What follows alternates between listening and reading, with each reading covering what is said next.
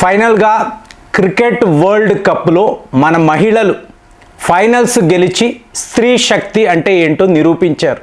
అంటే ఎన్నెన్ని పోరాటాలండి. మీరు దేనికి పనికిరారు, మీరు పెళ్ళిళ్ళు చేసుకొని పిల్లలు కనడానికే ఉన్నారు, మీరా క్రికెట్ ఆడడం, ఇన్ని రకాల ఎన్నెన్ని క్రిటిసిజం. సో క్రికెట్ ఆడే వాళ్ళకి తెలుస్తుంది ఈ పోరాటం ఎలా ఉంటుంది అని. ఇప్పుడు మాలాంటి వాళ్ళు అంటే ఒక బ్యాట్ కొనాలి అంటే కొనలేము, ఫ్రెండ్ ఎవరి దగ్గర బ్యాట్ తీసుకోవడము, షూస్ ఉండవు, మంచి షూస్ ఉండవు, షూస్ కొనాలి అంటే 3 నెలలు ఆగాలి. సో ఇలాగా ఇదేం అంత ఈజీ అయిన వ్యవహారం కాదండి. కానీ కష్టే ఫలి అంటారు, హార్డ్ వర్క్ పేస్ అంటారు. సో మన మహిళలు అద్భుతం సాధించారు. ఇక్కడ పాకిస్తాన్ మీడియా, ముఖ్యంగా పాకిస్తాన్ మీడియా మన గురించి అంటే భారత్ క్రికెటర్స్, మహిళా క్రికెటర్స్ గురించి ఏమంటున్నారు అంటే షాకింగ్గా ఉందండి. ఇప్పుడు చూడండి, షోయబ్ అఖ్తర్ అనబడే ప్రముఖ క్రికెటర్ ఇతన్ని అడిగారు, భారత్ మహిళలు ఇలాగా వరల్డ్ కప్ గెలిచేసారా, బాధ, తెలియని బాధ.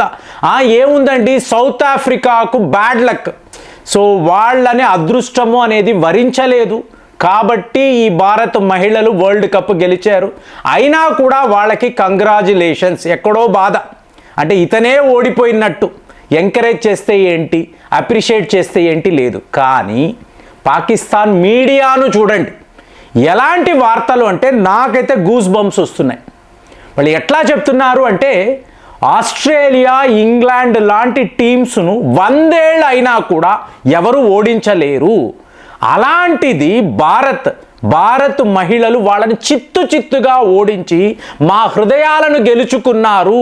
ఇది ఒక అద్భుతము. చూస్తూ ఉంటే ఇండియన్ సబ్ కాంటినెంట్లో ఇలాంటి ప్లేయర్స్ ఉన్నారా? ఫ్రెండ్స్, ఒక్క విషయాన్ని గుర్తుపెట్టుకోండి, మన భారత్ మహిళలు అన్నప్పుడు వీళ్ళకి ఒక మెంటర్షిప్ అని ఉంటుంది. మరి మెంటర్షిప్ అన్నప్పుడు ఎలాంటి ప్లేయర్స్ వీళ్ళని ఎంకరేజ్ చేయగలరు? ఈ దేశంలో కపిల్ దేవ్, సునీల్ గవాస్కర్, సచిన్ టెండూల్కర్ లాంటి దిగ్గజ ఆటగాళ్ళు ఉన్నారు. సో వీళ్ళు వాళ్ళని మోటివేట్ చేయగలరు, అడ్వైసులు ఇవ్వగలరు, చాలా ముఖ్యమైన టాక్టిక్స్ ఇవన్నీ నేర్పించగలరు కదా. కానీ ఎప్పుడు ఇది జరగలేదండి. ఇప్పుడు మహిళలు అన్నప్పుడు చూడండి, పాకిస్తాన్ యొక్క కోచ్ అంటే ఈ పాకిస్తాన్ మీడియా మీకు జర్నలిస్ట్ ఈ కోచ్కి ఫోన్ చేస్తున్నారు, అయ్యా ఇలాగ వరల్డ్ కప్ రాబోతుంది కదా, మరి మన మహిళా క్రికెటర్లు వీళ్ళని మీరు ఎలా ట్రైనింగ్ ఇస్తున్నారు అని చెప్పి ఈ కోచ్ని అడిగితే ఆయన చెప్తున్నారు. ఆయన ఏమంటున్నారంటే, ఒక అమ్మాయికి ఫోన్ చేస్తే ఇప్పుడేనండి బట్టలు ఉతుకుతున్నాను, తరువాత వస్తాను. ఇంకొక అమ్మాయి పాత్రలు కడుగుతున్నానయ్యా.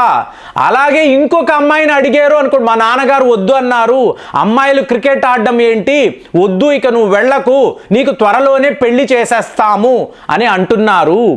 ఈ పరిస్థితిలో మన మహిళలు అక్కడ క్రికెట్ ఆడడానికి వెళ్తున్నారు అంటే అదే మనకు గొప్ప విషయం. భారత్ లాగా వరల్డ్ కప్ని గెలవడము కాదు, ఇలాగ వీళ్ళు వెళ్ళి పార్టిసిపేట్ చేసి క్రికెట్ ఆడడమే గొప్ప విషయం అంటే నిజమే కదండి. మీకు భారత్ పాకిస్తాన్ కాదండి, ఈ మహిళలు ఇంత కష్టపడి వాళ్ళ దేశము కోసము. మీరు ఒక్కొక్క ప్లేయర్ని చూసారనుకోండి, ఇప్పుడు మిథాలీ రాజ్ అంటాం, వీళ్ళ నాన్నగారు వాళ్ళందరూ రైల్వేస్లో ఉండేవాళ్ళు కాబట్టి వాళ్ళకు ఒక కంఫర్టబుల్ జీవితం ఉండేది. ఆడమ్మా నువ్వు క్రికెట్ అని చెప్పి ఇక్కడ హైదరాబాదులో పెద్ద గ్రౌండ్స్, సో మంచి కోచ్ ఉంటారు, మంచి ఫెసిలిటీస్ ఉంటాయి. కానీ అదే ఒక ఉత్తరప్రదేశ్ అనండి, వెస్ట్ బెంగాల్, ఇక్కడ గ్రామాలలో పుడతారండి అమ్మాయిలు, కానీ క్రికెట్ ఆడాలి, మాలాగే క్రికెట్ ఆడాలి, ఒక మంచి క్రికెటర్ అవ్వాలని కోరుకుంటారు. మీకు కల్కట్టా దాకా వెళ్ళి ఆడాలి అంటే 80 కిలోమీటర్లు, 90 కిలోమీటర్లు ప్రతిరోజు ప్రయాణించి అక్కడ క్రికెట్ ఆడి మళ్ళీ వెనక్కి వస్తే ఏం సాధిస్తావు? క్రికెట్ ఆడి నువ్వు సాధించేది ఏమిటి? మర్యాదగా బాగా చదువుకో, ఒక ఉద్యోగం సంపాదించు, తర్వాత నీకు పెళ్లి చేసేస్తాము, పిల్లల్ని కను, ఇదే చెప్తారు. అందులో ఇలాంటి ఒక ఫైట్ చేసి దీన్నేనండి అండర్ డాగ్స్ అని అంటారండి. వీళ్ళ క్రికెట్ ఆడతారు, వెళ్ళి చిత్తుగా ఓడతారు.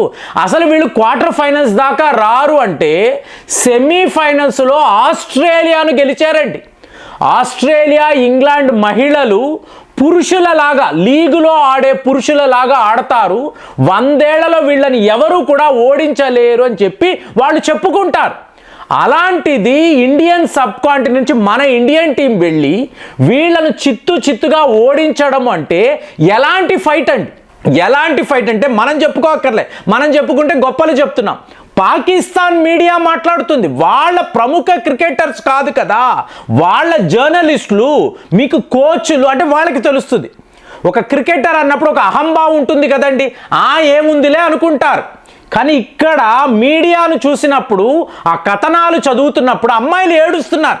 మా భారత్ గెలిచింది అని చెప్పి పాకిస్తాన్ మహిళలు, క్రికెట్ ఆడాలి అనే ఆ కోరికలు ఉన్నవాళ్ళు, డ్రీమ్స్ ఉన్నవాళ్ళు ఏడుస్తున్నారు. ఏం ఫైట్ అండి, ఎలా ఆడారండి? బిగినింగ్ నుంచి కూడా మైండ్ సెట్ను చూడండి. మేము గెలవాలి అనబడే ఆ సంకల్ప బలము ఎలా ఉంది అంటే, మేము ఎక్కడ లేని ఆనందములో ఉన్నాము, మేము ఓడిపోయినా మా భారత్ గెలిచింది అని చెప్పి పాకిస్తాన్ మహిళలు వాళ్ళ జర్నలిస్టులు మాట్లాడడంతో అసలు ఇదంతా పాలిటిక్స్ అండి. క్రికెట్లో కూడా పాలిటిక్స్ ఉంది కదా, కానీ ప్రజలు అన్నప్పుడు చూడండి, పాకిస్తాన్ వాళ్ళు కూడా మనల్ని ఇంతలా మెచ్చుకోవడము, మా హృదయాలను వాళ్ళు గెలుచుకున్నారు, అద్భుతమండి వీళ్ళు, మన పరువు నిలబెట్టని వాళ్ళు చెప్తున్నారు.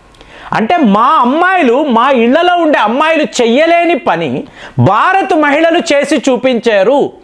ఎందుకంటే ఎక్కడ ఎప్పుడు ఎటువంటి ఎంకరేజ్మెంట్ లేదండి. ఇవాళ వాళ్ళు ఏం మాట్లాడుతున్నారు? భారత్ యొక్క గ్రాఫ్ను చూడండి, అది మేల్ క్రికెట్ ఫిమేల్ క్రికెట్ అని కాదు, వాళ్ళకి ఇవ్వబడుతున్న ఎంకరేజ్మెంట్, జీతాలు, ఆడండి బాగా ఆడండి అని చెప్పి ఇవాళ వాళ్ళకి ఇస్తున్న ఈ మోటివేషన్ చాలా చాలా బాగుంది, క్లియర్గా కనిపిస్తుంది. పురుషులనే కాదు, మహిళలకు కూడా సరిగ్గా అలాంటి ఒక మోటివేషన్ని వాళ్ళు ఇస్తున్నారు. కాబట్టి ఇక్కడ దాకా వచ్చి సెమీఫైనల్స్లో ఆస్ట్రేలియాను ఓడింది అంటే, ఒక ప్లేయర్ ఫెయిల్ అయినప్పుడు ఇంకొకరు వాళ్ళని ఆదుకోవడం, దీనినే టీం వర్క్ అంటారు. ఆ టీం వర్క్ అనేది క్లియర్ కట్గా మనకు కనిపిస్తుంది. ఇప్పుడు షిఫాలి వర్మ విరాట్ కోహ్లీ లాగా ఆడిందండి అంటే అలా కాదండి, అలా ఉండదు. మీకు పురుషులు పురుషులే, మహిళలు మహిళలే, ఈ సమానము అలాంటివి ఏమి ఉండదండి.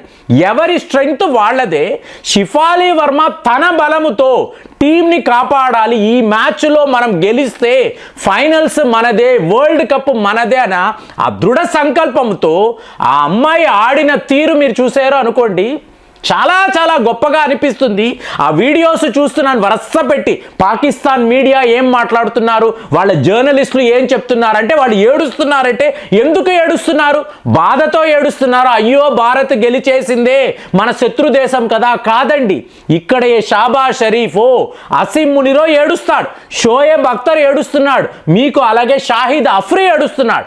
కానీ ప్రజలు మాత్రము మనము గెలిచేము అనేది వాళ్ళు గెలిచినట్టుగా ఆ మహిళలు ఏడుస్తున్నారంటే, మేము చెయ్యలేని పని మా భారతీయులు చేసి చూపించారు, మా మహిళలు ఎంత అద్భుతమైన ఒక పెర్ఫార్మెన్స్ని చూపించారు, మేము చాలా చాలా ఇష్టపడ్డాము, సో భారత్ గెలిచింది అంటే మేము గెలిచినట్టు అని చెప్పి అక్కడ వాళ్ళు మాట్లాడుతూ ఉంటే, ఆహా ఓహో అని మాట్లాడడం మాత్రము చాలా చాలా గొప్పగా ఉంది. మరి అలాంటిది ఒకవేళ మీ పాప మీ వద్దకు వచ్చి, నాన్న నేను ఒక క్రికెట్ ప్లేయర్ అవుతాను, అమ్మ నేను క్రికెట్ ఆడతాను అంటే మీ రెస్పాన్స్ ఎలా ఉంటుంది? మీరు ఎంకరేజ్, మరి ఇవాళ ఎంకరేజ్ చెయ్యాలి కదా. అండర్ డాగ్స్ అన్నారు, మరి వీళ్ళు ఏకంగా వరల్డ్ కప్ గెలిచేశారు. ఆస్ట్రేలియా, సౌత్ ఆఫ్రికా లాంటి టీంలను చిత్తుగా ఓడించారు. మరి అలాంటిది మీ అమ్మాయి వచ్చి మిమ్మల్ని అడిగితే మీరు ఏం చెప్తారు?